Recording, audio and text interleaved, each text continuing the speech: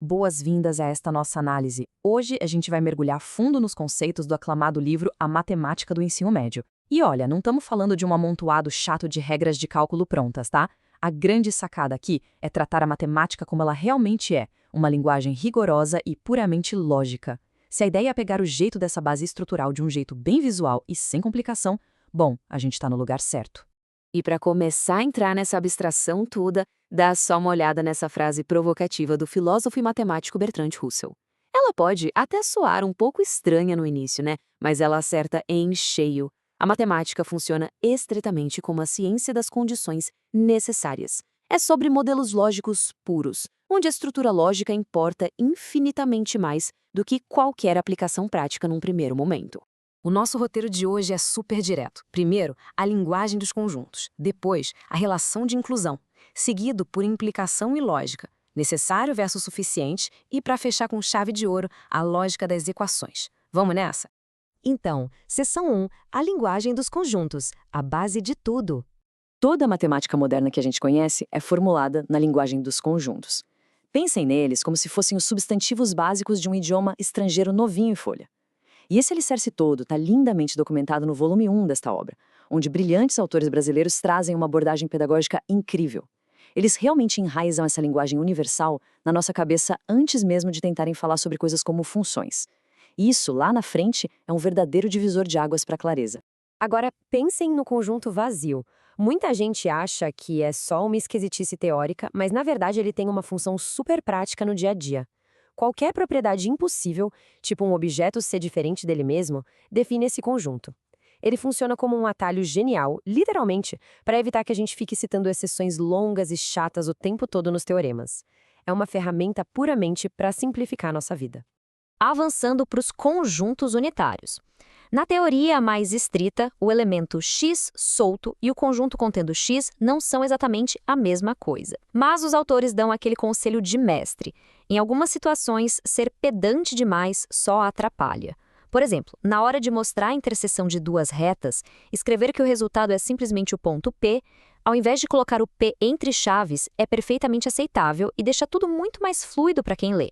E já que estamos falando sobre ser claro com as palavras, tem umas correções fantásticas que vêm direto da vivência de sala de aula desses professores. Neste nível inicial, a gente está aprendendo uma linguagem e não elaborando uma teoria. E o mais legal, os verbos importam muito. Um objeto possui uma propriedade, mas ele cumpre ou satisfaz uma condição. Misturar esses dois é um tropeço muito comum que o livro faz questão de consertar logo de cara. Vamos para a seção 2, a relação de inclusão. Como essas palavras se conectam. O conceito de subconjunto é bem direto, né? Basicamente significa que absolutamente todo elemento que mora no conjunto A também precisa morar obrigatoriamente no conjunto B. O exemplo da geometria salva a gente aqui de um jeito bem visual. Não tem como negar que o conjunto de todos os triângulos está, de forma integral, contido dentro do conjunto de todos os polígonos de um plano. É como encaixar uma caixa menor dentro de uma maior. Isso ilustra perfeitamente as propriedades fundamentais da inclusão. A gente tem a reflexividade e a antissimetria, mas o grande destaque mesmo, sem dúvida, é a transitividade. Pessoal, a transitividade é a espinha dorsal incontestável de todo o raciocínio dedutivo e daqueles silogismos clássicos. É muito simples. Se o A está dentro do B e o B está dentro do C, bom, inevitavelmente o A está dentro do C. Fim de papo. Seção 3. Implicação e lógica. A gramática de tudo isso. É aqui que a gente faz a grande ponte. Essa transição liga a teoria dos conjuntos diretamente à implicação lógica.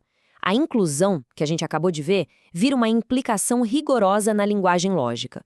Dizer que os retângulos estão contidos nos paralelogramos é a exata mesma coisa que afirmar, olha, se um quadrilátero tem 4 ângulos retos, isso logicamente implica que os lados opostos deles são paralelos. É o mesmo raciocínio, só que traduzido.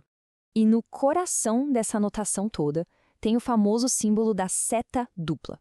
O aviso expressamente claro dos autores é: essa seta significa estritamente implica, e só isso. É um equívoco perigoso usar essa seta querendo dizer coisas conclusivas do dia a dia, tipo então ou portanto. Manter essa diferença bem nítida é essencial para a gente nunca confundir uma verdade absoluta com uma afirmação que é puramente condicional. Seção 4. Necessário versus suficiente. Um clássico da lógica. Já pararam para pensar por que a gente entende a condição suficiente tão mais rápido? Pois é, porque ela é a condição mais forte. Ela diz que a gente já tem o bastante para garantir o resultado. Seu múltiplo de 4, por exemplo, é a garantia absoluta de que o número é par. Já a condição necessária é mais fraca. Ter lados opostos paralelos é estritamente necessário para desenhar um retângulo, claro, mas sozinho não é garantia de nada. Falta garantir que os ângulos sejam retos. E chegamos à seção 5, a lógica das equações, onde tudo isso culmina. Agora é a hora do nosso grande ahá, onde a abstração ganha vida. Peguem a equação super simples, x² mais 1 igual a 0. A gente já sabe de antemão que ela não tem raízes reais, certo? Mas se a gente multiplica os dois lados por x² menos 1, bingo! Nasce uma equação nova que entrega falsas raízes, o 1 e o menos 1.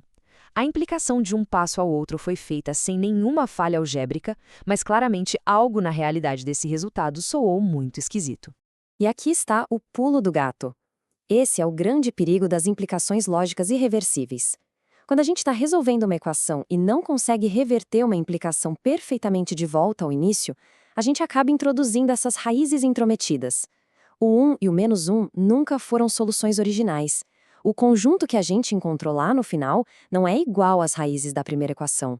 Ele apenas contém os números que seriam as raízes, bom, se elas existissem de verdade na equação inicial. Para encerrar com um desafio para a gente pensar além do livro didático, imaginem que uma legislação de trânsito diz que a pessoa precisa ter 18 anos para poder dirigir. Baseado em tudo que vimos, ter 18 anos seria uma condição estritamente necessária ou seria suficiente, sabendo que a pessoa ainda precisa ser aprovada em testes práticos? Fica aí a provocação. Isso só prova como esse rigor todo modela perfeitamente o nosso raciocínio no mundo real. Até a próxima!